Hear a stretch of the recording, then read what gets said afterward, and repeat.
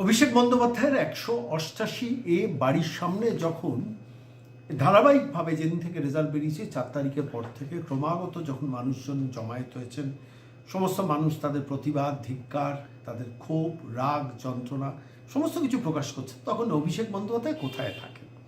কেউ কেউ বলেন অভিষেক বন্দ্যোপাধ্যায় আরেকটা মমতা বন্দ্যোপাধ্যায়ের বাড়িতে ঢোকার আগে ডান দিকে একটা অভিষেক হার্ডওয়্যারের ওপর বাড়িটাতে বসে থাকেন, আবার কখনো কখনো মমতা বন্দ্যোপাধ্যায়ের বাড়িতেও থাকেন, কিন্তু নিজের বাড়িতে কি থাকেন না? নিশ্চিতভাবে থাকেন 188-রে।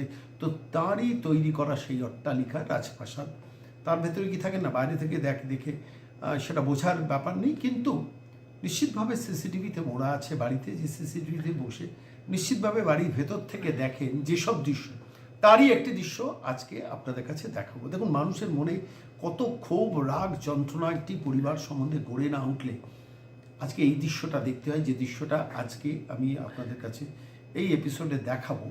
যে টুকরো টুকরো প্রতিদিন প্রচুর ঘটনা ঘটছে অভিষেক বন্দ্যোপাধ্যায়ের বাড়ির সামনে, প্রচুর ঘটনা ঘটছে, এবং পুলিশ, যারা অল্প বিস্তর পুলিশ আছেন, তারাও বাধা দিতে আসছেন, কেন তারাও জানেন যে মানুষের এটা স্বতঃস্ফূর্ত রাগ, যন্ত্রণা, ফলত স্বাভাবিকভাবে তারা পাহারা দিচ্ছেন যাতে কোনোভাবে কেউ বাড়ির ভেতরে না ঢুকে যায়। কিন্তু বাইরে থেকে মানুষ যে কথাগুলো বলছেন, সেই কথাগুলো ভাইরাল হয়ে যাচ্ছে সোশ্যাল মিডিয়াতে।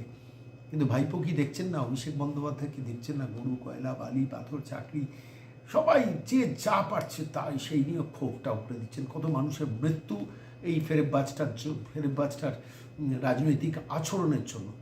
তো সেটা তো স্বাভাবিকভাবে এখন মূল্যায়ন হবে, যত দিন যাবে মূল্যায়ন হবে।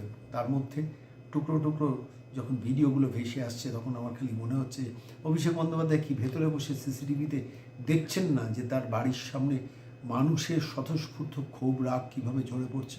নিশ্চিতভাবে আমার ধারণা সিসিটিভিতে বসে দেখছেন, কিন্তু তার তো কিছু করার নেই। অপরাধ তো তিনিই করেছেন এবং তার পিসিই করেছেন। তাদের এই রাজনৈতিক সন্ত্রাস সারা পশ্চিমবঙ্গ জুড়ে যে লুঠের রাজত্বটা কায়েম করেছেন, তারই তো এটা আফটার এফেক্ট।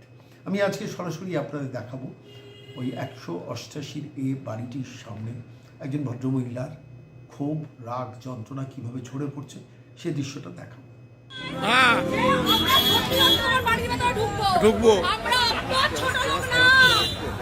আমরা তৃণমূলের মতো ছোট লোক না।